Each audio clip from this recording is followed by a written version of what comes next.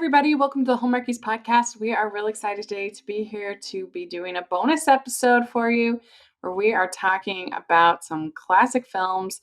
And I bet y'all didn't know that there are 4 movies in the Father of the Bride franchise, and we're going to be talking about them today. And I'm film critic Rachel Wagner, and Marisa Serafini is here. Hello, Rachel. Hello, film lovers alike. Yes. How are you doing? I'm good. How are you, Rachel? It's been a while since we talked. I know, since Christmas. Wow, already Christmas. How has your 2021 been? So far, so good. I'm back to work. I am working like a mad woman in the best way possible. Good. Well, that's good. I think we can all use a little more busyness after 2020. After nothingness of 2020. Right. Absolutely. Agreed. But it wasn't all a loss in 2020 because we ranked the Parent Trap movies, and that was pretty fun. That was fun. And like you said earlier, that people might not have known that there was 4 movies to Father the Bride. I didn't know there was like 5 movies to Parent Trap. What? Right. Yes, because there's 3 made-for-TV movies, plus the remake, plus the original. Yeah. So there's all of the Parent Trap that you could want. Yeah. Sometimes more than what you actually asked for. Yeah, that's right. But we had a lot of fun doing that. And so that's what I thought when you kind of coming up in September. What are we gonna talk about?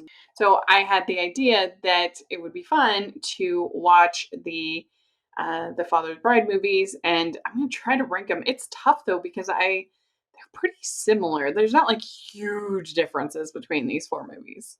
No, I would say.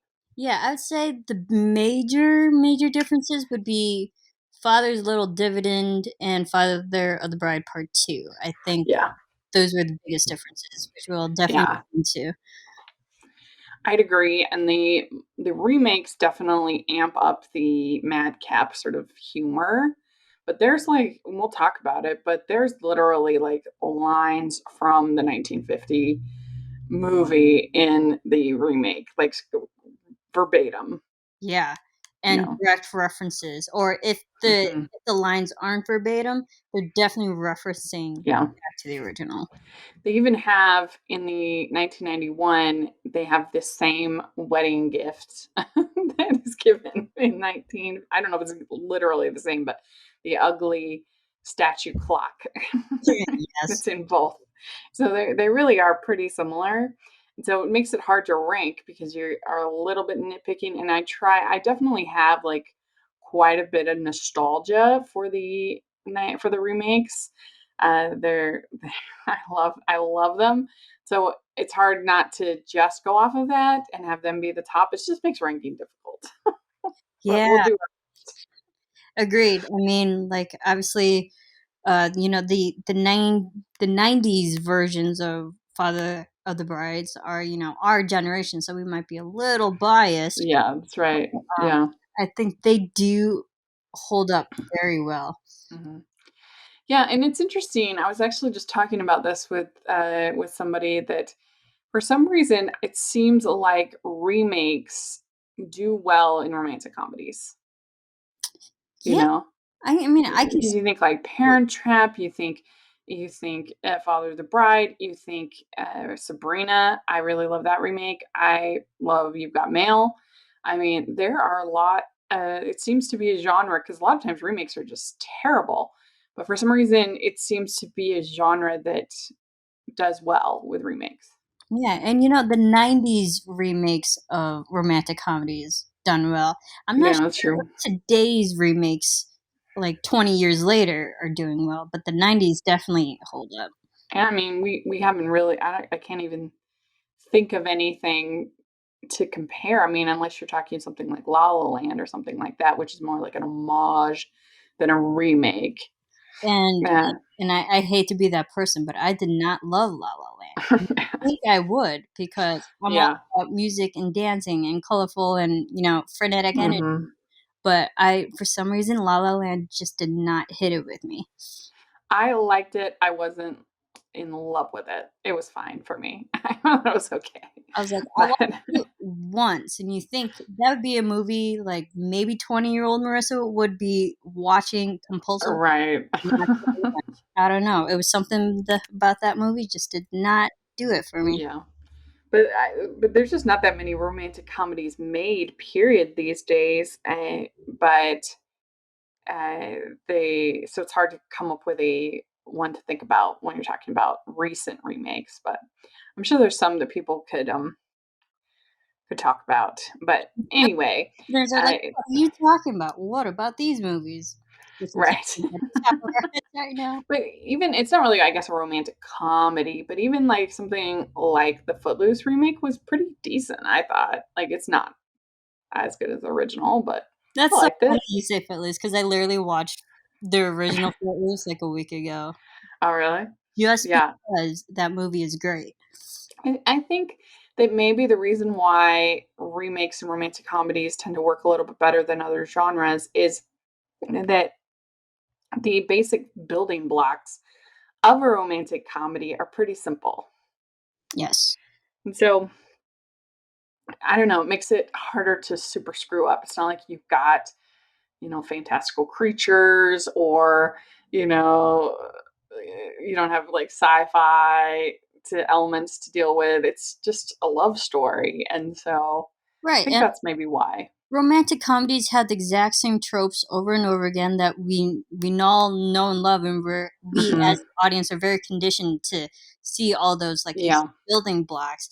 I think what really makes romantic comedies great are the actors that are portraying the stories that we already know. Like we have to like the characters. I think that's why Yeah. we might be having a hard time with these current romantic comedies because not many couples are really standing out to me right now that like we fall in love with their personality and their charisma. Yeah.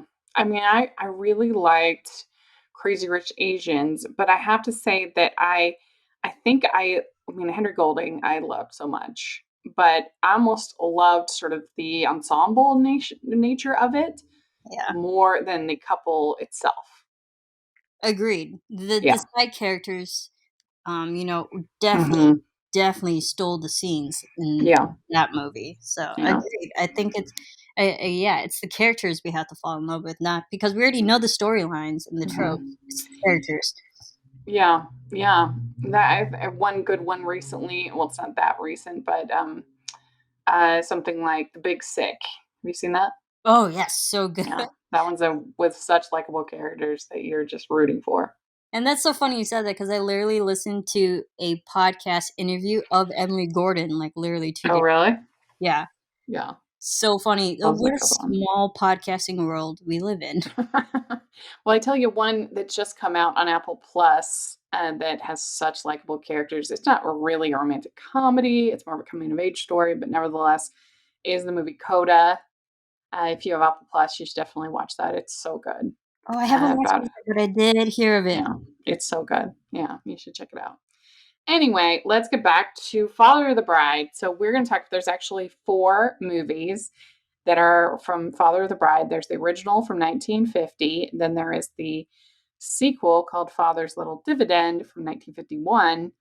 And then we have the remake from 1991. And then we have the sequel of the remake from 1995.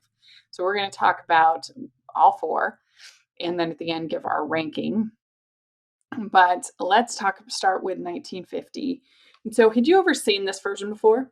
I have not. I haven't seen the 50s versions. Uh, you know, 1950 and then the dividend. Uh, Yeah. haven't. I had seen them, but it had been a while. So that was kind of fun to revisit them.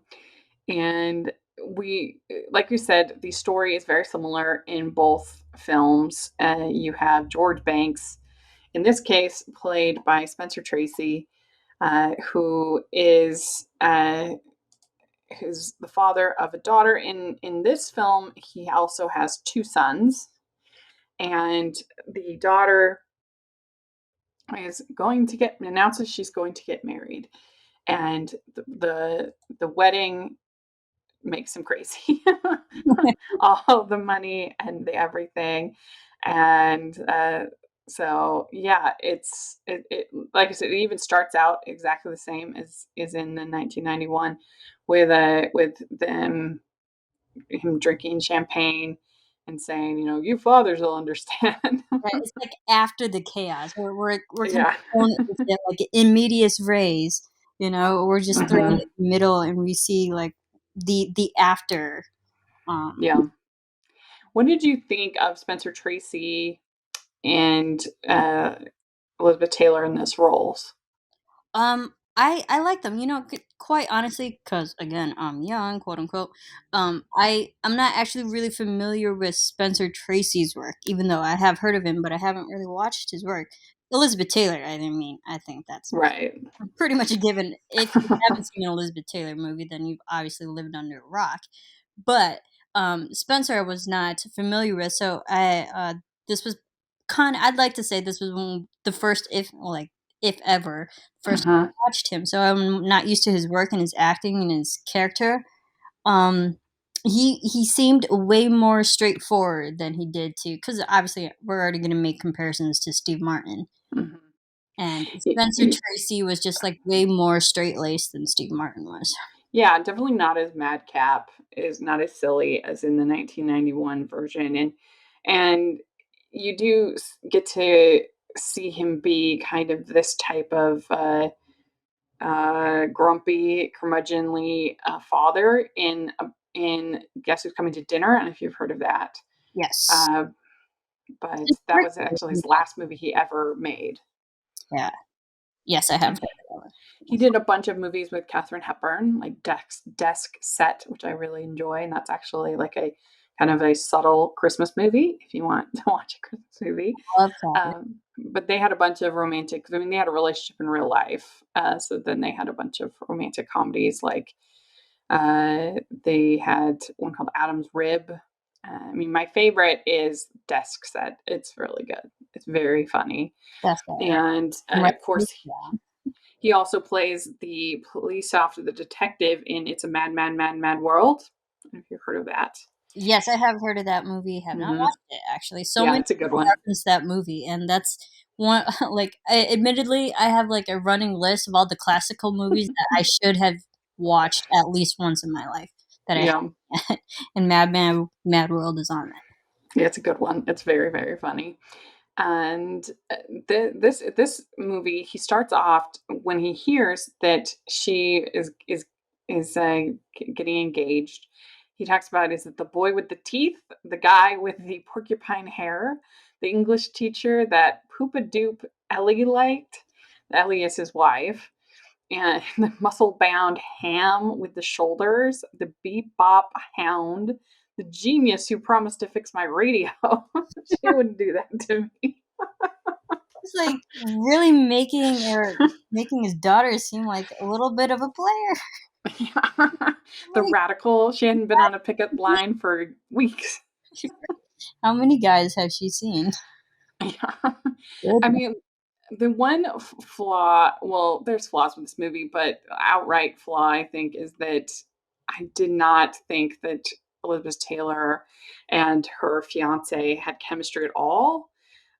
He felt way older than her to me, and that was weird. And they say in the thing that he's 6 years older, but it felt older to me than that. Is it was played by Dawn Taylor. Right, and it Um, also doesn't help that he's towering over her, yeah, so, like, my goodness, how tall is he? that's I should true.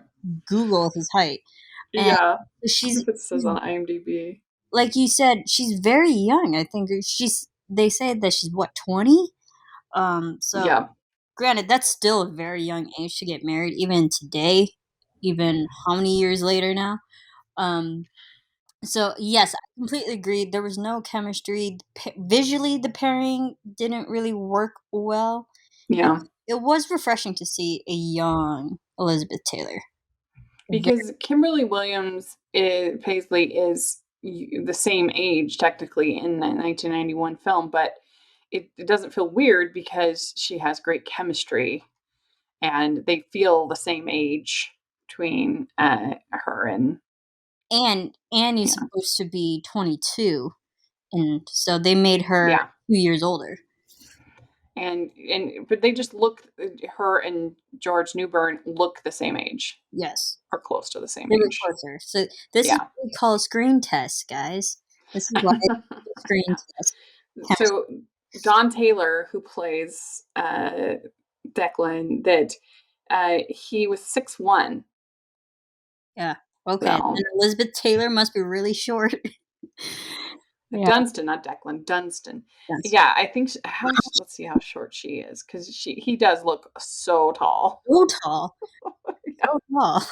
yeah, great, 5'4". So he's 7 inches taller than her. Okay, yeah, Yeah, and he just didn't look like, he's always wearing a suit, and he just didn't look young. yeah, Like a young college student or whatever. he didn't look young, and he acted so much older than he was Yeah. supposed to be. Hmm. Yeah. And did you like how there's the twin beds for everybody? Oh my gosh, I'm so glad you brought that up because I was gonna forget. I'm like, "What are they doing in separate beds? No wonder why they're arguing all the time. That's Where's the the the intimate?" code era. They had to Yeah, uh, scandal the idea of wow, married couple sharing a bed. So funny. it is funny, and they kept that in the second movie too. Yep. Yep. I didn't find anywhere, but I had to wonder if these movies were made together, because Yeah, they came out just a year apart. yeah, they might have. They might have been like, "Don't strike the set yet. We're going for the second film." That's right. I wouldn't be surprised, because that's really close together. Yeah. But anyway, so they and so they have this whole big financial talk, and he's more worried in this one than Steve Martin is about their like financial position, right? Because like obviously they're both concerned about the price of the wedding, but I felt like Spencer Tracy was like more concerned about like, how are you going to support my daughter? Right. And I think that was a bigger thing that was probably more, and this is going to sound terrible, but in the 50s, like family and father figures are more worried about the characters that their daughters are going to be married to, the values, that they instill. Hmm. Are you actually going to take care and support my daughter like a good man should and support a family, support a wife? And Yeah. I think we're kind of losing that value. I mean, it's still there, obviously, these days, but I think today's priorities are like financial status compared to the character status, which is really sad. Well, yeah, and but also, since in 1991, it's with the assumption that they're going to be a dual income household. Maybe that's not as much of a concern as a father from 1950. Who's gonna How are you gonna support my daughter? Right. Where she doesn't have like really any useful skills. Not yet, or at least we didn't establish that. And Right. also in the 1991 version, they established that pretty early that Yeah. he's Yeah. that he is like pretty much in a startup because because he's big with computers, and even in the 90s not a lot of people knew how to use computers properly yet. And so the fact that he's at the forefront of an upcoming career and he's already making a lot of money, people can't afford to hire him, so they established it pretty clear he's pretty well to do. So I think that's Hmm. why he made money a bigger issue. Yeah. And you also have an artifact from 1950 in this film with their servant. They call her, refer to her as our Delilah, which is, Mhm. you see that in It's a Wonderful Life. You see it in Meet Me in St. Louis. A ton of these movies they would have there. Yeah. Yeah. So that's something, obviously, thankfully, we don't have now. Yep, they got rid of that real quick, Yeah. and, it's probably good that they did. Yes. and and so they have this engagement party, and basically he ends up stuck in the kitchen being the bartender at the party. He has the speech planned. He doesn't get to make the speech, And so he's disappointed, and he doesn't get to kind of tribute to his daughter the way that he wanted, because everybody wants their fancy old fashions. And he's like, Right. if you have a servant, you think that somebody else could do this. Right. Right. I Maybe think that well off. he was kind of put on the spot, and he was trying to live in the moment, but he Mhm. was just too busy trying to do everything. Yeah. And so he basically gives in pretty quick on the big wedding, and he doesn't really complain that much. I did think it was really funny when he's like, an experienced caterer can make you ashamed of your home in 15 minutes. That was a good line. Yeah, that was. That was. But he's way less unhinged than Steve Martin. Way less. He's way more like a go with the flow. Yeah. And I think that's the thing about Steve Martin's character, because we know he's so comedic and whatnot. So when his character has a judgmental over your voiceover in his head, we know that's just like Yeah. a snap knee jerk thought, but that's not the character that he actually is, because we know he's actually a nicer guy. The And I think that's what makes him closest more that tolerable. Yeah, the closest that we get to him, to Spencer Tracy losing it in this movie is when he asks her to elope. He takes her into a little room, and he's like, "You sure you don't want to elope?" Yeah. and, and then he gets Easier called out on it pretty quick. be easier for everybody. Yeah. And neither of us have been married, correct? No. Yeah. No. And so we can't uh, comment on planning a wedding per se uh, ourselves, but Not yet, I'm quote sure unquote. it's very stressful. Yeah. I know, and that's the thing that when if and when that actually happens for me, like I made a promise to myself I will never make my dad go through what my older sisters put him through. Oh no, Their yeah. weddings. I was like, I'm not gonna be that. Don't you worry. I'm not gonna be My sister's wedding was fine. I mean, it was lovely for her. We just made it a little bit harder, I think, on ourselves than we needed to by doing so much of it ourselves, and not out of necessarily financial needs, but more of like, that's the hard part with my mom, is she's so good at so many things that. that it's hard for her to say no sometimes, because she knows she can do it better. Yeah. And so we cooked a ton of the food ourselves. My mom did the floral arrangements. My mom made her dress. It was a lot of things, and I was serving food most of the night, kind of like Spencer Tracy in this movie. Oh, very But practical. Very practical. yeah, That, yeah, that's probably what I'd be doing. I'd probably be filming and directing my own wedding. hmm So yeah. I get that. Yeah. Well, when you do get married, let us know.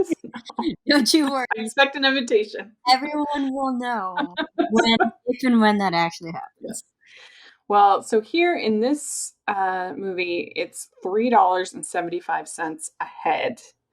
And so it's actually way cheaper than the 1991 wedding. Way Way cheaper. cheaper. Way cheaper. And So in like today's date, we would like literally scoff at that. Like, that's it. Here's my down payment right now. But it's so just it ends up being, by today's, this is according to an inflation calculator. For 2021, $3.75 a head is $42.48 a head. wow, I could pull that out of my pocket right now. Wow, that's crazy. Yeah. And the cake is $400, which was actually way more than the cake in 1991's version. Hmm. So, which ends up being, the cake is $4,531 by today's standards. Oh my goodness. So Franck was correct that it was a very reasonable price for a cake of this magnitude. Yeah, you got something right. Yeah, because the $1,200 cake, which was the cake that Franck get, is $2,405 today Wow. from 1991. And so, like you said, Franck was correct. That was a very reasonable price for a cock of that magnitude. Oh, Frank. We'll get to Frank. Anyway, so you also have in both movies, you have the try on the old tux scene, Yes. and they're exactly the same, even in the opening the stuck door and it kind of breaking and everything like that. And I'm glad that Nina in the second one, I'm glad that she let him just pick his own suit, you know? Like, if it's something that just does not matter at all, like if he's just let him wear whatever he wants. Who cares? And here it's basically the same. And then we get the also the exact same presents come and fill the house. And then they have the ugly statue clock with That the clock. clock in the middle. And I wonder what the happened to that clock. Who kept it? yeah, I wonder if that's a regifting. That feels like a regifting. Maybe. It quite possibly might have been. Yeah. So the breakup in this version, she comes in, she says the wedding's off, and the reason is because he wants to go fishing on their honeymoon, Like, and she thinks girl, that's really? terrible. Girl, really? That's your biggest problem is in life is you don't wanna go fishing? Like, oh, okay, mind you, I don't like fishing either. My entire family loves fishing. For some reason, I just did not get that gene. I'm the person who's on the boat reading a book while everyone else is fishing. Well, Um, and I wonder, like, why can't they find some place where he can go fishing that she also likes? right. Why do they have to go to Nova Scotia? But it's just like something as simple as fishing, and it just tells you the time that we live in now, that if that's your biggest issue in 1950, your life is actually doing pretty well. Yeah. Well, but she does give in at the end because he says, "Have fun fishing." Right. So uh-huh. And then we have the rehearsal dinner, and it's chaos. The rehearsal, not the rehearsal dinner. Then we have the rehearsal, total chaos. It's very rainy, and they're like, the groom isn't very important. So let's get going. Right, we and isn't she also sick too? She's sneezing all the Oh yeah. time, and, Hmm. can we talk about that scary That dream sequence that he has? so he has a nightmare, Oh my god. and I I was watching. really thought it was kind of cool looking though, how they got that floor to like sink in whenever you would step on it. It looked cool. Yeah, that very, very cool execution, but quite honestly, was not expecting that whatsoever in this type of film, and I remember watching it and I was like, "Wait a minute, did I just get sucked into a David Fincher film?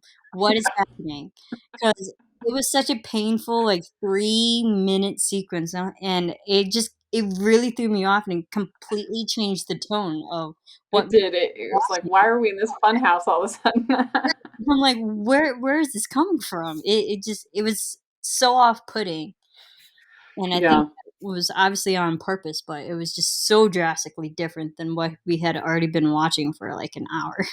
yeah, it's true. I kind of liked it because it was weird. It kind of shook things up, but yeah, it definitely was strange, and I can see why they cut that out of the new one. Yeah, think But good riddance. yeah, but this one was not nearly as sentimental as the 1991 film. There's really no moments where, like, I love the scene, we'll talk about it in the 1991 where he hears them, saying "I love you," his kids, and he puts his hand over his heart, and it's just so sweet and sentimental. There really isn't anything kind of like that. Like, it's cute and funny, and some people might prefer that because they think, "Oh, that's too cheesy to have those sentimental moments," but I really love those sentimental moments. Agreed, and I think that's why the 1991 version works so well because if you think about it, it is a family story. And the first one was Mhm. mostly the father, Yeah.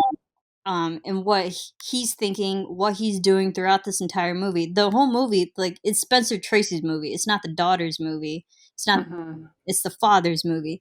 And Yeah. in the 1991 version, I love the basketball scene, bonding, Yeah. the kids driving the car in the parking lot and into the yards, like, and I don't want to like jump too far ahead. Mhm. There were more scenes and family bonding moments that are actually, that's why we liked the family. I personally like the family better in the Yeah. 1991 version, because we actually got those moments where we can fall in love with the characters and how they were in love with each other as a family. Yeah. And the weddings are very similar, actually, even to the point of them being like, what am I supposed to say? All of a sudden, I didn't know my line. I mean, word for word, Yes. everything the same. And even to the point of actually the dresses are very similar between the two movies. I don't know if that was intentional. I would love to know, but they both have like a deep V with a lace overlay that goes high up into the neck. And the Elizabeth Taylor one actually then has like a buttoned collar kind of a thing, but they're pretty close considering. I would love to know if that was intentional by the costume designer to kind of pay Wow. homage. Good They were, eye. Maybe this yeah. just shows like how unlike a woman that I should be. I just did not. This sounds terrible. I did not pay attention to the dress whatsoever. Like, I did hate in the 1951, the bridesmaids had these hats that were so ugly. I'm not a big fan of the bridesmaids dresses in 91 either, but because they have these horrible bows, but I hated the hats. They were so ugly. yeah, I you mean, can't hats are take tough that to pull away off. from the hat. But I do remember the veil. I thought the veil was pretty. Yeah. And nice and a really long train. Yes. And it was weird well, no, it's jumping ahead, but in 1991, she has a long train, but her bridesmaid and maid of honor don't help her with her train. They have to have Howard helping her with her train. I'm like, what is the point of having a maid of honor if they don't help you with your train? Right. Anyway, so then we have the who giveth this woman, and then he says, but she's not a woman, she's a child. And then he says, something inside me broke, which was about as sentimental as this movie got. But Aw. yeah. But the actual wedding, when they get to the reception, was looked so terrible in this movie. I like it's so crowded. I would be stressed out at that wedding. It Yeah. looked terrible. In your own house, no less.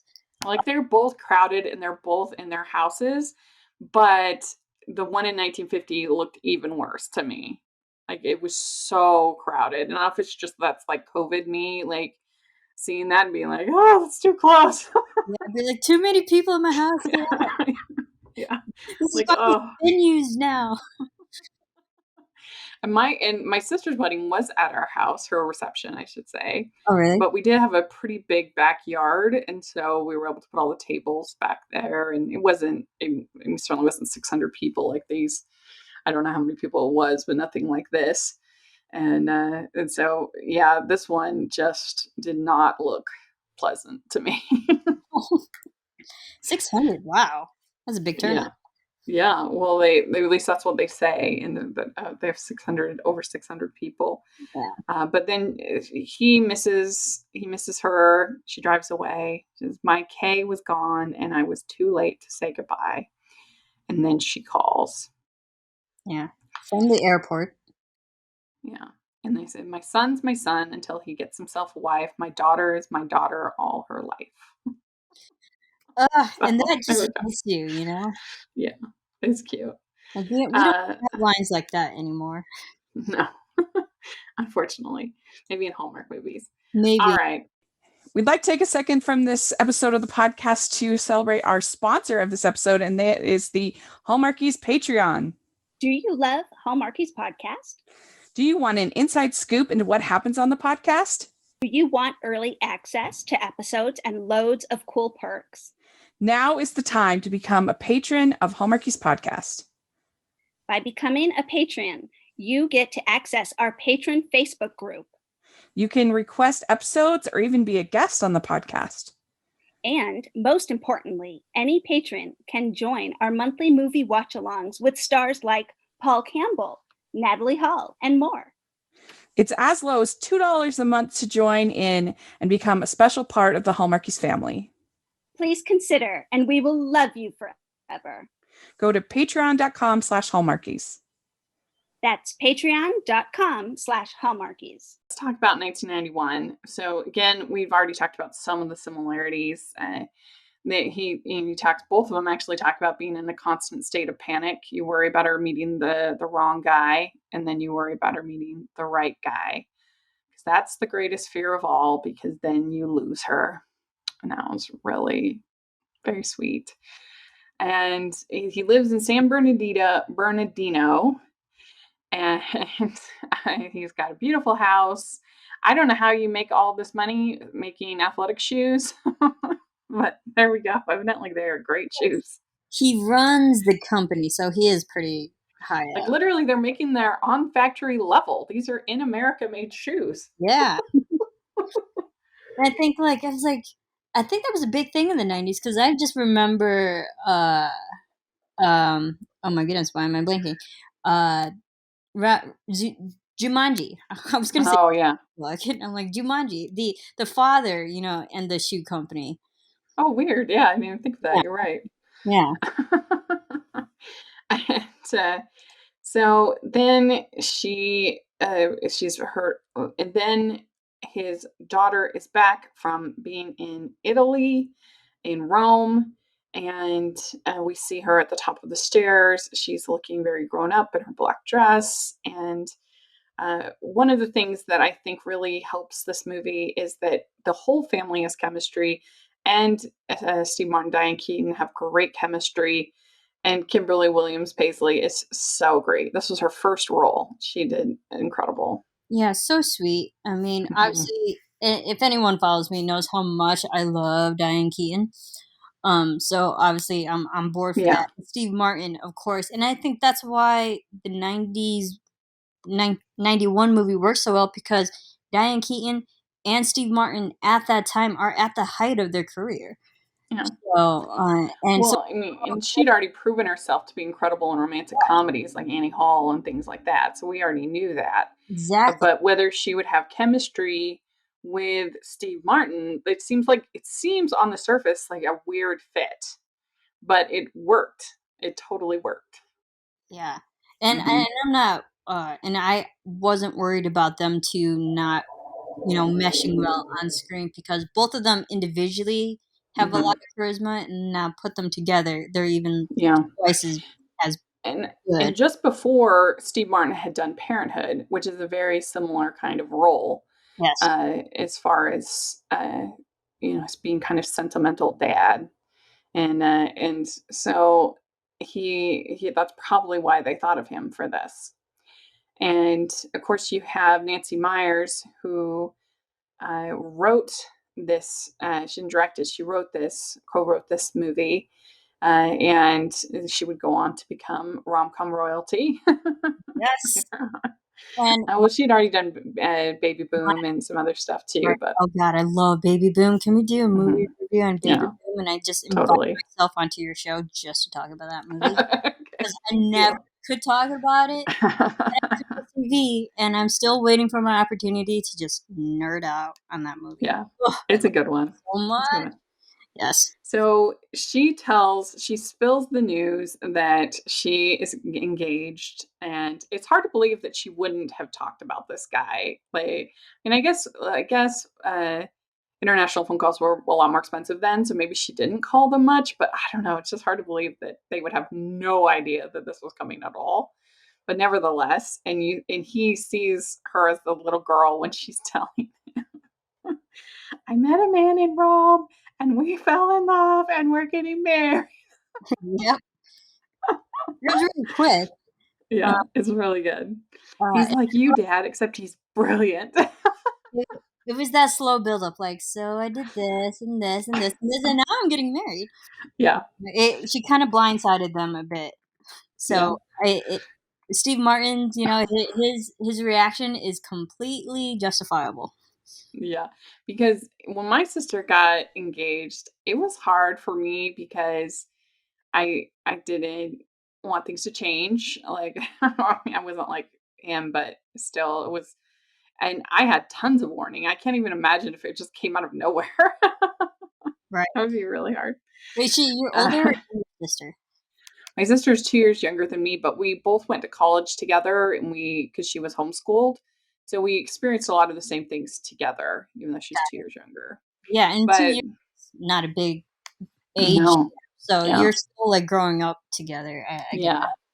Got it. But he's an independent communications consultant. He's like, no wonder he'll move wherever you get a job. Code for unemployed. Yep. Uh, She's 20 and she just spent time in Europe, so that yes, and is to like just do anything you want in life.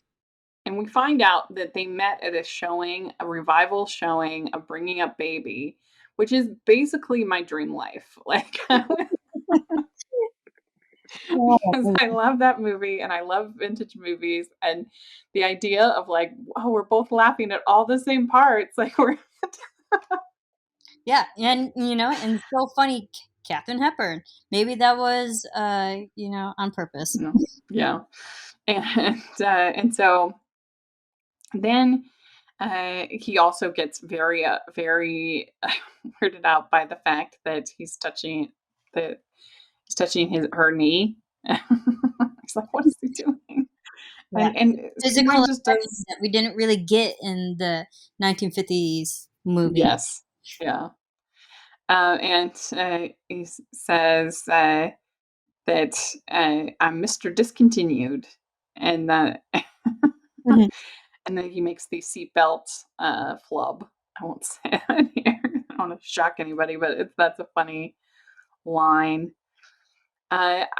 I do have to say that the whole section with the meeting the in-laws, I think could be taken out of this movie. It's really long, and I don't know. I just don't think it's that funny with him like being in the pool, and it goes really long, and I I could take out that whole part. I mean, I can see. I definitely agree with you. It's probably like 3 minutes too long. But again, this was a scene they probably kept in there because it is classic Steve Martin comedy. It Hmm. He has this type of scene in like every movie he does where he just kind of goes crazy, he's losing it. But his physical acting is so funny, and the way he moves his body is so awkward, and it's fun to watch. So I understand why they kept it in this film because he's just so out of place, and to be in that nice mansion, you can Hmm. he just stuck out like a sore thumb, and that was what was Yeah. funny I about it. mean, all these people are rich. That's the funny thing about it. They're like pretending that they're not rich and that these Bel Air people are rich. No, Steve Martin and Duncan are rich. Right? Aren't they in We see that in the next movie when he can write $100,000 check without batting an eye. Right. Well, he did hesitate writing it, but he's like, "All right, 100,000. Let me get that second mortgage." Oh my goodness! I mean, I couldn't write $100,000 check. Heck, no, I can't write half of that. Yeah. My goodness. And so he suggests them having the wedding in the backyard with, or first he says the steak pit. And he says the backyard wedding, and he dreams this, they have their backyard wedding. What do you think of his dream backyard wedding?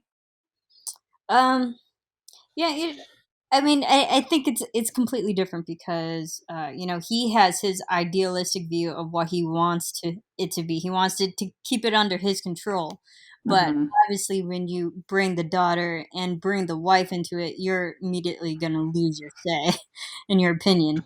So Yeah. I mean, my brother's wedding was not that casual, but it was sort of in more along those lines. He got married in the mountain, in a field of wildflowers and by Justice of the Peace. And then they had the reception in the backyard of a house my parents used to own. My aunt made the cake, and my sister-in-law wore cowboy boots with her dress, and it was way more sort of casual. Whereas like my sister had a 3-piece um, uh, orchestra, like court trio, whatever. Anyway, and so neither of their weddings were fancy by normal definitions, but my brother's was more closer towards Steve Martin's Yeah. style wedding Oh, than my my sister's. my brother just had a wedding in October, and it was actually in the backyard of my sister's house. It was at my sister's house. Um, and it was nice. It was big, open. She has like a 5-acre yard, but again, she's in the Midwest, so people have actual land out there. And it was a nice big backyard open patio. Um, Mhm. and there was space, so there was a terrace, an awning, and tables and stuff. But it wasn't like over the top. It was just nice enough to look fancy. Mhm. Yeah, But because you have to also think that yes, it might be more expensive to hire a wedding planner or wedding coordinators, they call it here, but you're if you can be doing your time is money. So if you can be doing other things to be making the money, is it really worth your time? Like doing some of these things that you have to do to plan a wedding if you end up having a big wedding. right. But they end up meeting Martin Short, meeting Frank, and Oh, they pick out they pick out uh, the the cock. I don't even know what that accent is. I Like it's don't know either. Frank. I watched it with subtitles on, and the CC Follow. literally said gibberish. Yeah, because it's not really French. It's like Right, because when Frank and Howard were talking together, the subtitle said gibberish. I'm like, somehow you they just understand each other. Gibberish is a language. he is so funny in this movie. You just smile away. Oh my god, he's hysterical, and I think, and because obviously we don't get Frank in either of the original movies, but he's such an adage of a Yeah, character he that is. makes it even better than it probably was originally planned. Yeah. And And part as we already using discussed, that the $1,200 cake is a very reasonable the price for a original, cake, for a cake of this magnitude. right? And just Martin Short is just a comedy genius in and of himself as well. So it's just like, oh Yeah, god, throw him into the chaos of this movie. he's Make it so good. He's even hilarious. even better. God, I love Frank so much. And a lot of times, such an over the top character would kind of take you out of the movie. It would just be too much.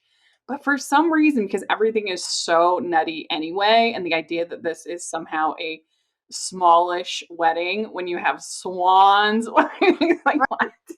That it works. It just works. And And you know what? Because I was thinking about it too. Because normally, if I met a person like Frank, I'd be like, "No, go away. I do not have the time or patience for this type of person." I don't know, But is there such a person as there- Frank? I imagine there is at least one in the world. But I think what the thing that makes Frank great is because he holds true to his word on everything. As Yeah, crazy as he is, as crazy as his plans and coordinating schedules and everything, he still followed through with all of his promises. So he saw everything to the end, and yeah. I think that's why we love Frank because he was an honest man and he Yeah, saw. well, and in Frank's defense, 5 months to plan a wedding like this is very short. I mean, you would have to buy a dress off of the rack. I Exactly. mean, there are a lot of wedding dresses you cannot get in 5 months. No. Yeah, so it's really he pulls off quite the feat, actually. Yeah. And he does it a lot, and he does it with his smile and his gibberish. Yeah, yeah, yeah, that's right. And so then he finds out that it's going to be $250 a head, which is madness. Do the math. Do the math. How much is that? So Trying to God, that's today it's $501.11 no, is, so yeah, that's crazy. no, thank you. 600 people, $500 a head. That's a lot of money. What, anywhere from $21 to $25,000? No, Yeah. no. I was like, my personal wedding is gonna be like 40 people. That's it, if that. Yeah. That. I mean, I don't know. I'm 40 at this point. I'm just be glad to get married. I don't care. That time, girl. What are you talking about? Yeah. Okay. Very And so close circle. I don't even have a circle of friends. I have a line of friends. Like, do I even know 600 people to invite? No. yeah. I mean, I feel like when you're younger, like you still have sort of people from high school and things like that. Whereas like now at 40, I'm like, those people aren't coming to my wedding, you know? Right. But One anyway. high school. One And person. And she didn't even go to the same high school as me. I No, mean, completely. I can see how it got to be a lot of people here for this wedding because both Frank and Nina have their own businesses. Plus, you have Brian's family, which seemed to have a lot of family slash business, people. So I could see why it ballooned out of control. But still, that they had the swans, it just gets ridiculous. So that's just a little too extra. Comes at a wedding. Yeah. That's And what cut back on the cost. Let's cut the swans. one thing that's funny in this movie is that Eugene Levy plays the auditioning singer. Yes. And then he plays Mr. Habib in the sequel. Yeah. So I thought he's in that was both. a nice touch because Eugene also comedy genius. Yeah, but he's obviously not supposed to be the same character. No. I don't think Mr. Habib is singing on the things. So And he double dipped in this series. right. And I think that's why the 90s movies work well with the comedians because we know that Martin Short, Steve Martin, and Eugene Levy, they're all in the same comedic circle. Like they're all friends in real life. So Yeah. that's just Well, so then they try to eliminate people off of the list. And they said, didn't Harry Kirby die last year? Right. Yes. yes. One less head. Yeah. And I also love when you've got Frank at home. And he's like, and Frank's like, I'll translate. He's like, oh, that'll be a big.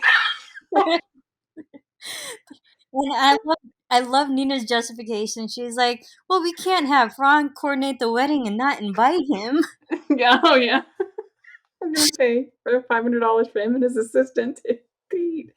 Yeah, hilarious. Good. And So, you tell Honk I want the cheaper chicken. yes. And I love how he like put his foot down. But he And did it in the end. They ended up with the fancy seafood. He says at the end.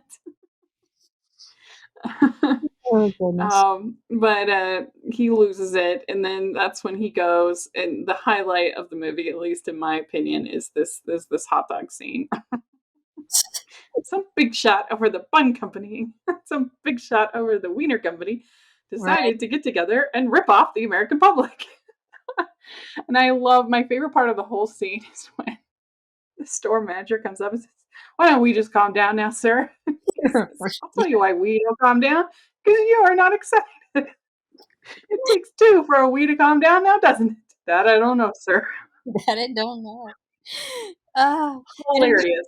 yes, it is funny, and like I love his rationing because I don't know if they actually fixed that problem between the hot dog buns and the hot dog maker. Did they change the ratio now? I sure hope so.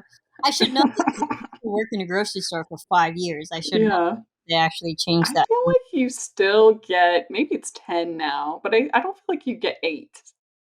Okay. But You should Google this. Someone's back.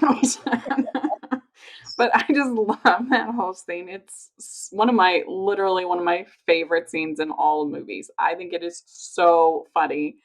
And, you still have to pay for all the buns, or they're not marked individually. Right. Yeah, you want to know why? They should be. It's Should be. so good. I read a fun trivial fact. Apparently, someone did the math. Of course, they said had he not ripped the buns away, he still would have ended up with the same number 24 at the end had he kept it same. Because I think it's 12 in a pack or 6 in a pack. Yeah, there were 12. Yeah, there's 12. 12. I want to buy 8. I have 8 hot dogs and 8 hot dog buns, but no one sells 8 hot dog buns. They only sell 12. Yeah. And yeah, why don't we calm down, sir? I'll tell you why we don't calm down. Anyway, so then Nina bails him out of prison, and after she makes him take the vow. Jail. Oh, I love it. And like Diane Keaton's so great. And like, she loved every moment. Like, no, I got you. Find a place where I can talk to you calmly. Well, and you really do get the feel that these two people really love each other so much. Yeah. Yeah. Like, there's a good check and balance system with it. They are a believable couple. Yeah, they really are. It's not like one of those sort of like I don't know, Home Improvement where the long suffering wife and the sort of the idiot, husband. It's not like that. That yes, he's his major overreactor and he admits that, but they love each other. They really do. Right. And I think also the difference is that these two feel very equal to each other. Yeah, they do. Not one is superior. They are very, very well balanced. And I think that's still, even in the 90s, I think that's hard to find in a relationship because usually there's always one that's more dominant. At least it comes across more dominant. But these two are very, very equal. So then we have the scene where they get the car, and he's been excited. He got her a cappuccino machine, and I love that scene. I think that's so cute that she's so excited about both gifts. And he says, "I couldn't love anything more." And he says, neither could I." It was so cute. I don't blame her. I'd be ecstatic for a cappuccino machine too. Yeah. Espresso machine, yes. Yeah. And I forgot to mention earlier that when they play basketball for the first time, they have My Girl. And for so long in the 90s, that was like in every movie, My Girl. Every movie. I don't feel like it's been that as much lately, but I even remember Roger Ebert at one point on his show saying, "No more, don't play My Girl," because it was in every movie. The movie My Girl, which I just posted about a few days ago too, is just like also 1991. Yeah, that'll rip your heart out. It is very timely, and plus, oh god, if you want a good cathartic cry, watch My Girl. Yeah, agreed. Then like go crawl into into a hole for a week and then come back. So then we get the blender scene. This is the breakup scene that we had in the first one as well. And the thing that's funny about this scene is that when it came out, my dad had just gotten my mom the same blender. Right? Like months before for Mother's Day or birthday or something like that. And we all were like, "Oh, Dad, did you know you got such a terrible gift?" And her reaction is unhinged. Like, what? Right. It's a sign of his misogyny. Right. And I think maybe it's just, again, the sign of the times that it's like she doesn't want to be reduced down to a housewife. Like, a blender is, if that's the representation of your relationship in your life, then you should think of another materialistic object that might be better than blender. I'd be excited to get an 8-month anniversary present for get a blender, but yeah. And then Steve Martin, he thought you might want to blend something someday, and that's all. Right. And I love this whole scene between between Steve Martin and Brian when he says the long line of overreactors. My mother, and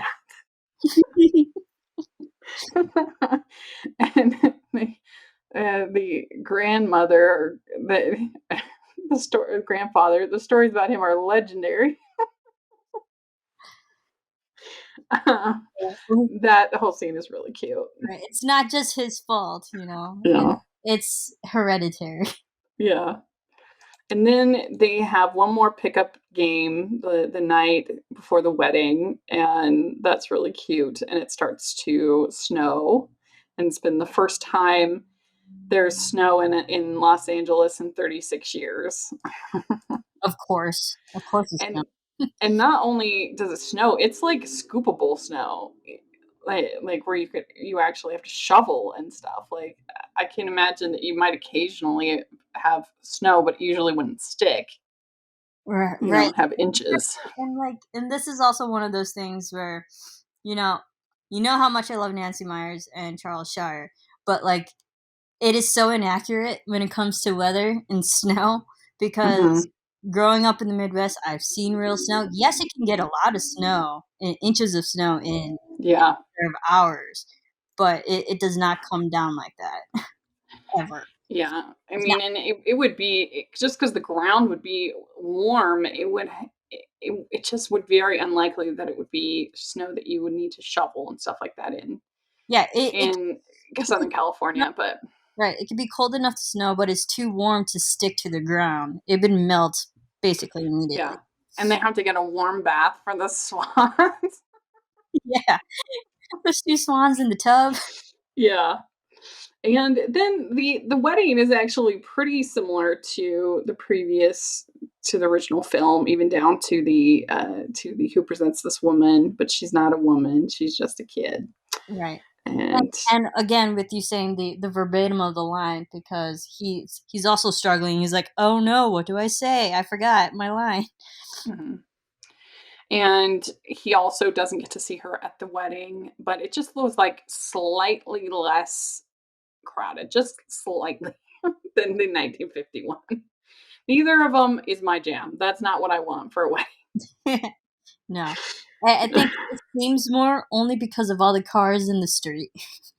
Yeah. And I don't know. I feel like I don't know, the when they spend so much money to decorate the church, I don't really understand that because you're just in there for such a little bit of time. Like I think I would just do like ribbons or something less expensive than fresh flowers in the church. Right. And that would still look nice because churches look nice and they're pretty all on their own, I think, a church, as opposed to just like a banquet hall that you need decor, you need flowers, but spending, I mean, the amount of money that they spent in order to decorate the church with all that fresh flowers, brutal. That is a lot, and that's something Yeah. I actually didn't think about. Um, but maybe that was probably just because the production budget of this movie was. One can assume Yeah. that it was bigger than the 1950s budget. I mean, I'm just saying that because the 1950s one was nice too in the church. The I'm just saying that if I was planning a wedding, I would keep it very simple in Uh, the church, and then I would spend more of the budget on the reception because it just seems like you're only there for maybe an hour. yeah. And so make it look nice, but it already looks nice because it's a church and churches are pretty, So you that's a know. preferential thing for you. Okay. Yeah, that's just what I would say. But Everyone take note at Rachel's wedding yeah. that the church might look a little Yeah. bland if she didn't want to put the flowers there. And my cousin had the best wedding I think I've ever been to. She had a pie stand. Pie stand. Pie stand. Yeah, it was so good. And then a whole slider stand where you get all different kinds of sliders. It was so good. Well, I've already agreed with my now current boyfriend, who will probably be my future husband, um, Yeah. that we were having a fondue station. So Oh, good. Yeah. we're having a chocolate fountain and a fondue station. I think stations are the way to go. They're really good. Yeah. I was like, I don't care about like anything else as long as I get chocolate and cheese at my wedding. I'm good. Yeah. All right. Well, let's talk about, we've already gone way over time, but let's talk about these two baby one's a little bit faster. Yeah, that's fine. So we have Father's Little Dividend, and in this one, she has a baby. She gets pregnant. Elizabeth Taylor's character, and he's actually more unhinged, I think, in this one, Spencer Tracy, than in the original.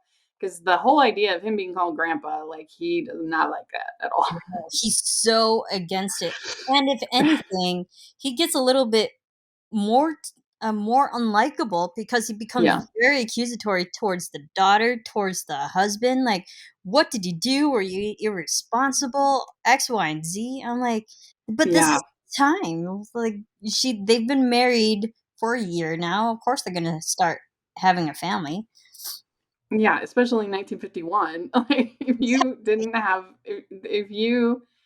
a baby pretty much right away, it was very unusual. There was maybe something wrong with you, or, like, almost everybody had a pretty quick baby.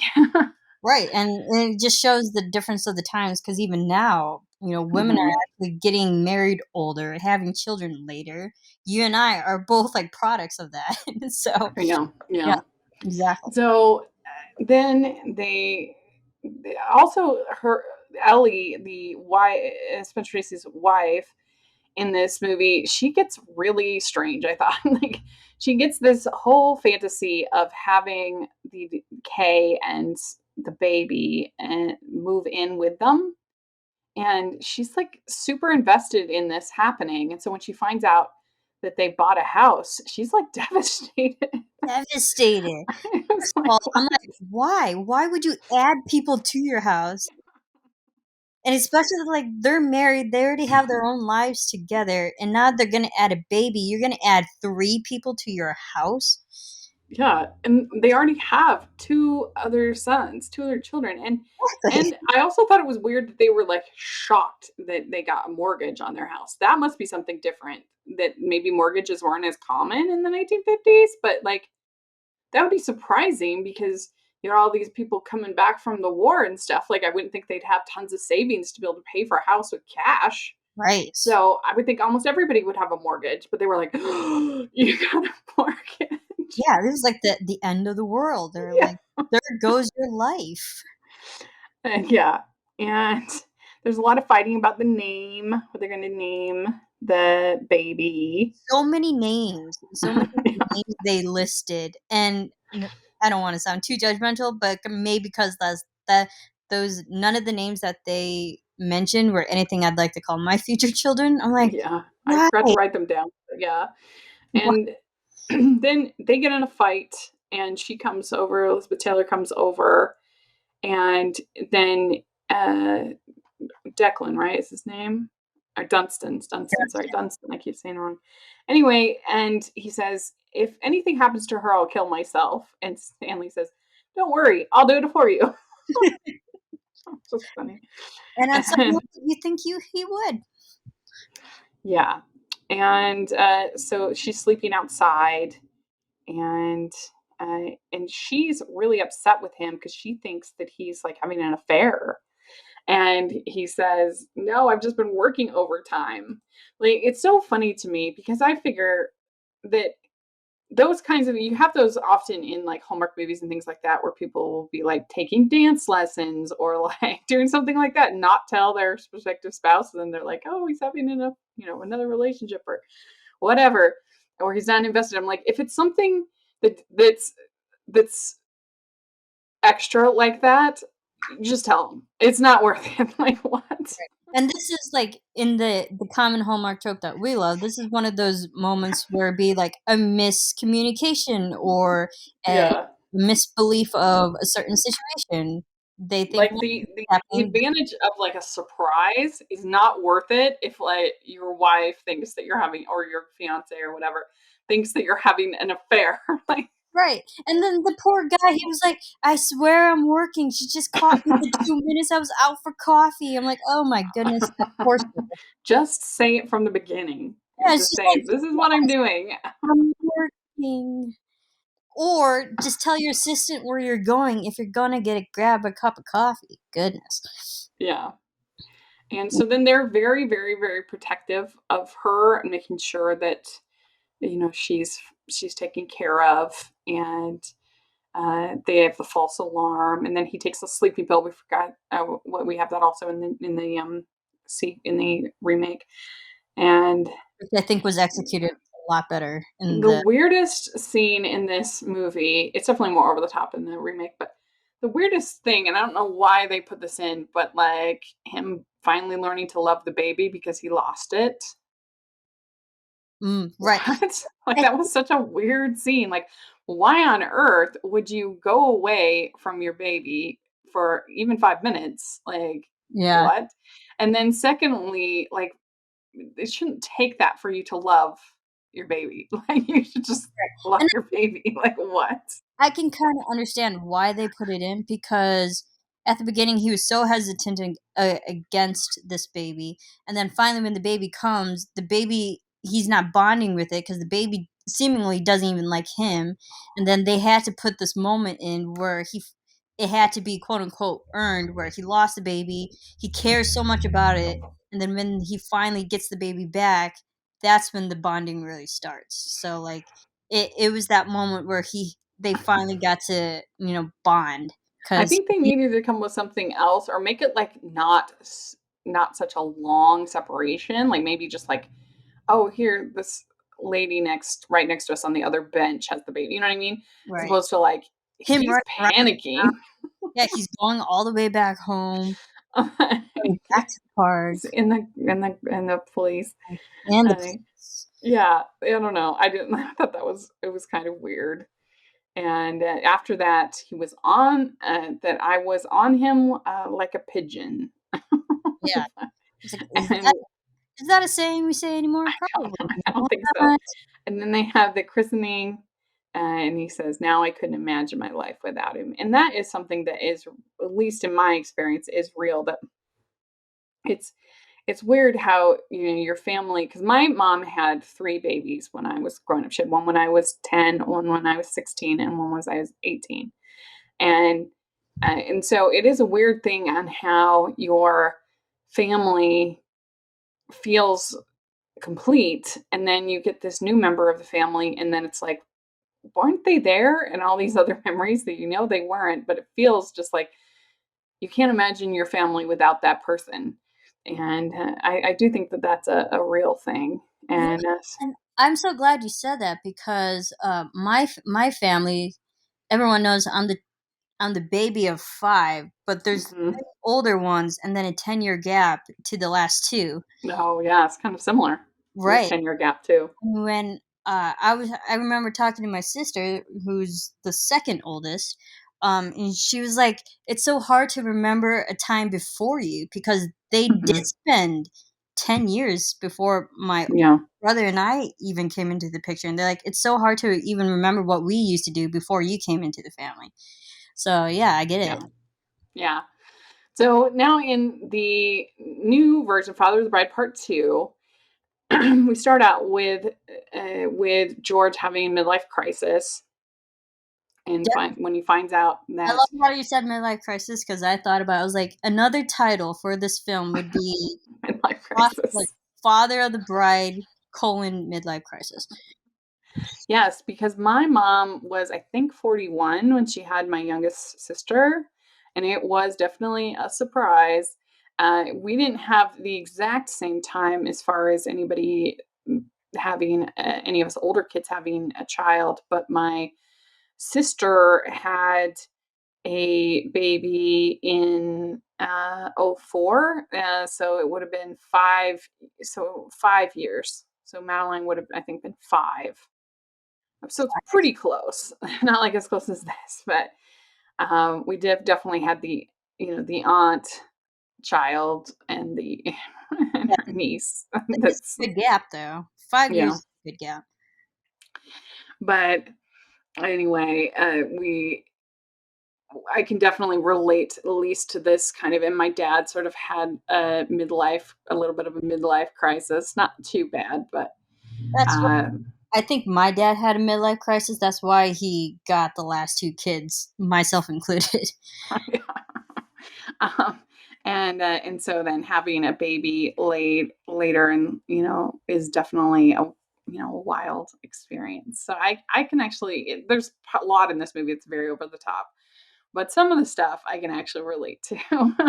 And there's a lot in this movie that is very different from Father's Little Dividend. Yeah. Well, it's a lot more over the top than that. In a very fun way, because Nina's pregnant this time, and like I don't mind it. Like, did she need to Mhm. be pregnant? Absolutely not. Was it fun to have 2 pregnancies Yeah. now? Yeah. Absolutely. And I think I was trying to figure it out. I think they said that she was 1 year younger than Annie when they got married, and then she had, and they says, because she says in the argument in the first movie that I was her age when I had her. Yeah. And so Annie, the way I figure it, that I think that Nina was 21 when they got married, and Annie, I had Annie the next year when she was 22. Right. And we know that Annie is now 23 because it's a year after the wedding. So Nina's like 44 or 45. Yeah, so Nina's 45, which is definitely high risk. Yes.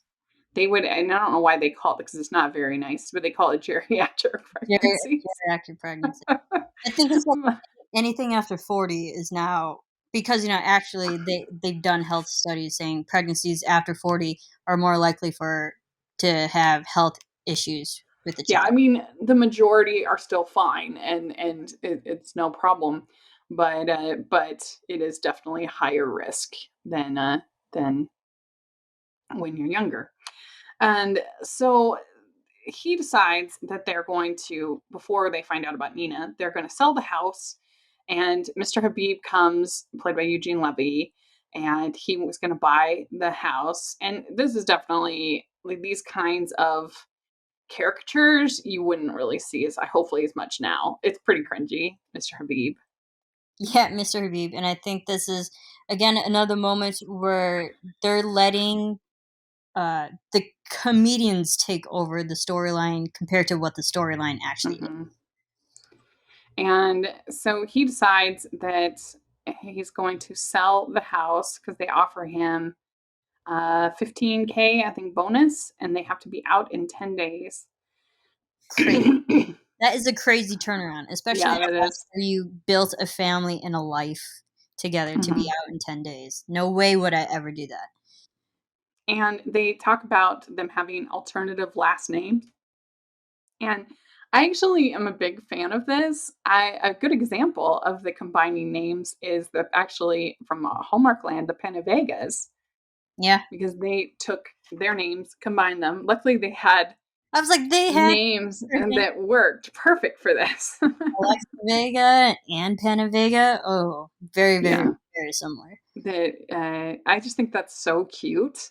Instead of just taking on the husband's name, combining both of your names into one new name, it's such a cute way to start a marriage. I love it. It's the hyphenated, and then like there was a line there like, well, Banks McKenzie is such a long Yeah. name. I was like, actually, just keep Banks. Banks is shorter. Like because you changed it to Mhm. McKenzie, you're the But ones longer. but you can't really do it with Banks and McKenzie. But that's why I'm saying with Vegas, because combining both their names into one name is because it was Pena and Vega, Yeah, combining Pena Vega, that it works. It's so perfect. So if it can work, I think it's really cute and I love right. If it can work, do it. it. If not, Yeah, don't. yeah.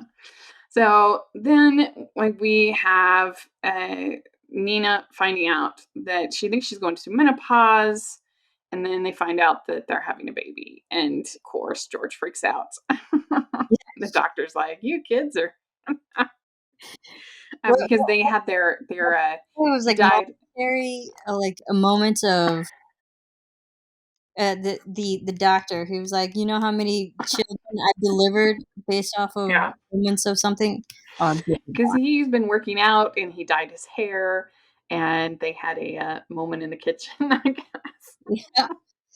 Midlife crisis. Yeah.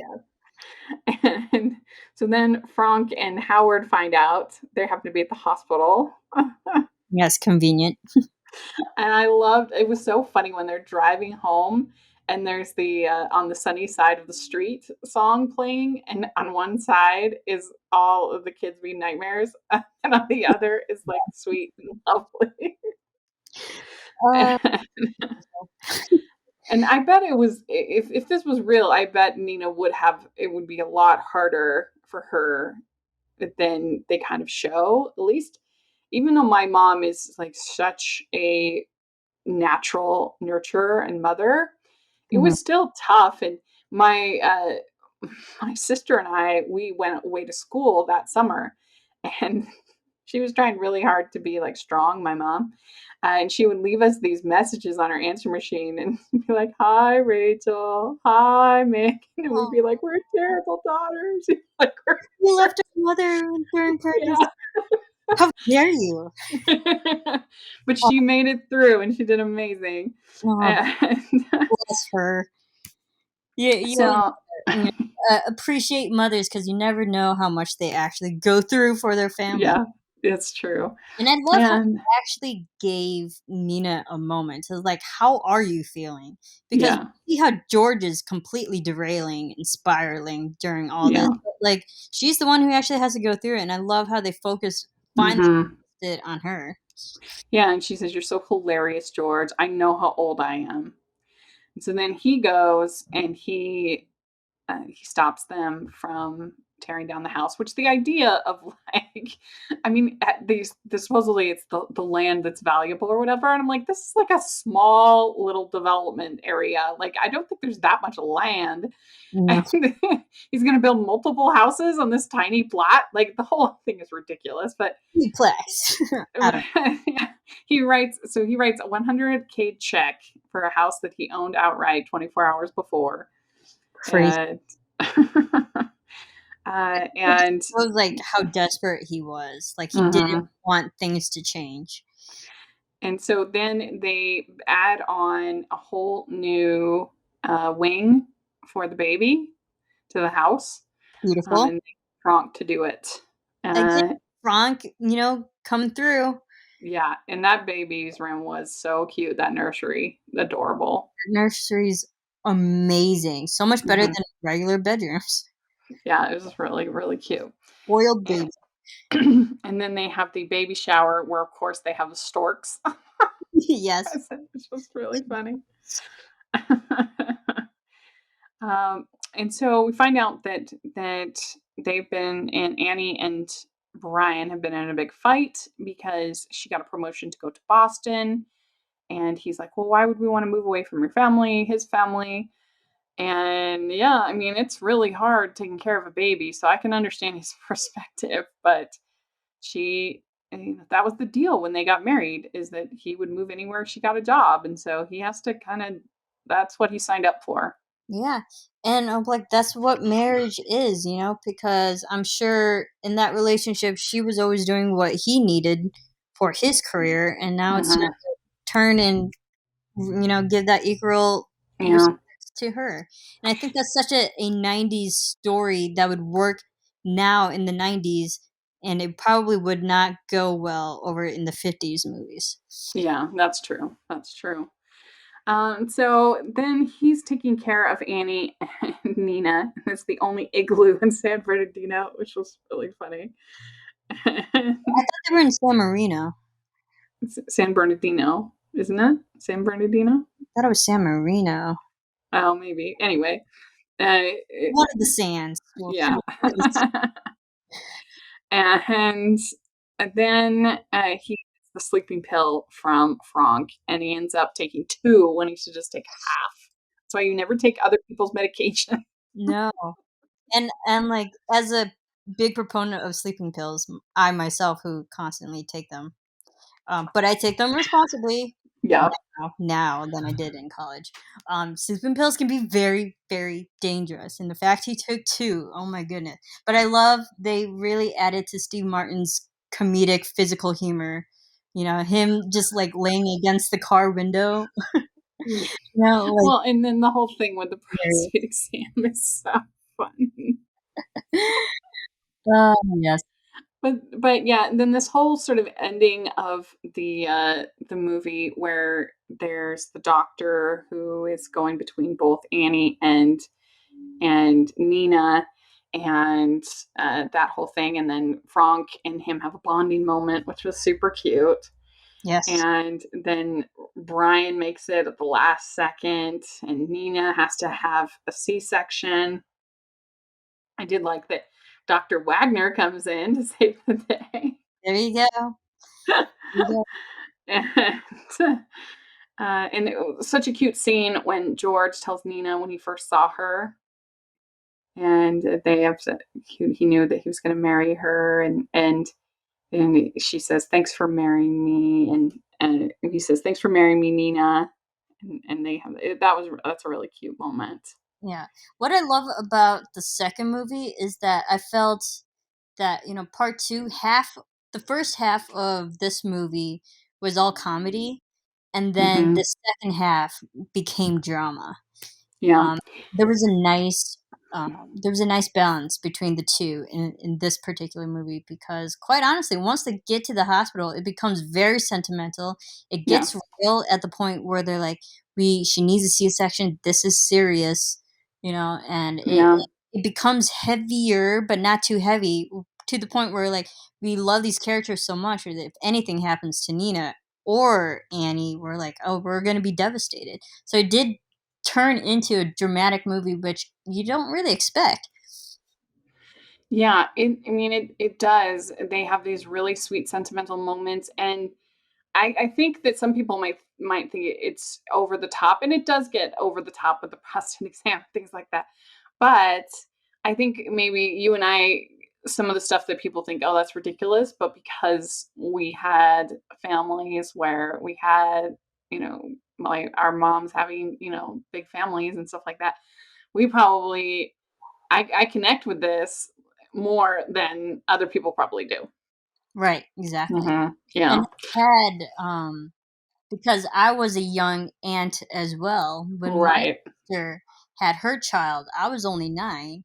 So Hmm. so I understood uh not her. Yeah. Kieran Culk, oh, what's his name? Maddie. Maddie, yes, I understood Maddie's question when he was like, what am I to this child?" I was like, "Yeah, I was in the same boat." I was like, "I am Right. an aunt, but I'm still a child too." Right. Yeah. So because I was one of the older ones in my family, because I was 10, 16, and 18. So There you go. when my mom, so anyway, then they ended up going to Boston, and so they see them saying goodbye, and it's just very sweet. Then last summer we had the Father of the Bride Part 3-ish, which was a special for a food bank or something like that. Yes. Anyway, it was just 22 minutes. It was a Zoom little movie thing where Maddie ends up getting married to Alexander Shipp, who plays Rachel.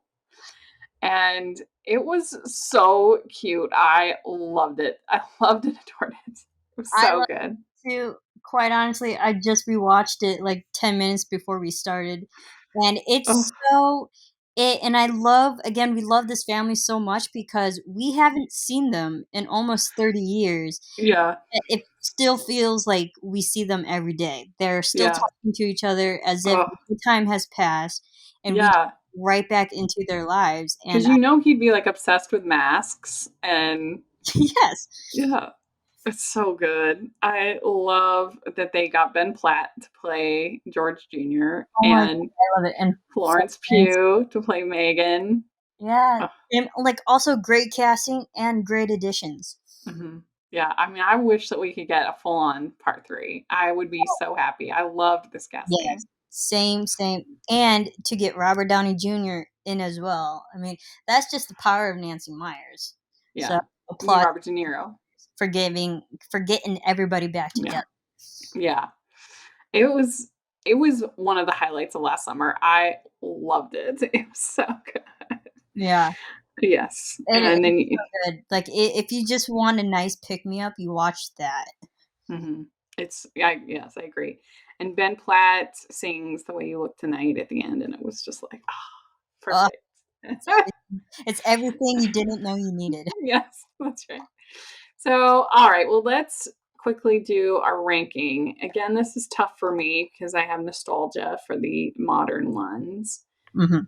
But I think I will probably say, that go with 91, then 1950, and then part two, and then Father's Little Dividend, I think is how I would rank them. Yes, you know what? I completely agree. I was All gonna right. go exact same order, so you and Oh, did it. Very good. exact same. Yes. Good. All right. Well, let us know if you're listening what you think of these four movies and how you would rank them. We would love to hear your thoughts in the comments section. And Marissa, where can people find you? Everyone can follow me at Serafini TV. Great. And yeah, nothing else. I do have to, before we go, my favorite moment in the second movie. And obviously, any listeners, let us know your favorite moments in Yes. any of these movies because there are a lot of good moments. But was the working out, the baby working out Oh, in yeah, that was cute. when they're working out in the living room, and the Frank just With being Frank. so fun. Frank and Honk. I just think that's the best. Make the Yeah, baby. let us know. This has been an exorbitantly long podcast, but I hope y'all have had fun listening to us talk about these movies, and I've had a great time. Yes. And you can find me at Rachel's Reviews, all over social media, iTunes, YouTube, and on Rotten Tomatoes. Check that out. And also, you can find us at the Hallmarkies Podcast, Hallmarkies Pod, all over social media.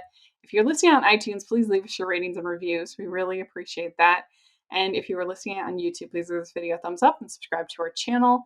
We appreciate that so much. We have our Patreon group, which is only $2 a month to join. You can be part of our watch-alongs and other activities in our Facebook group. Check out that. We also have our merch store, which has tons of fun Hallmark-inspired designs and other things. Take a look at that. And thanks so much, Marissa. This was a blast. I really enjoyed it. Thank you, Rachel.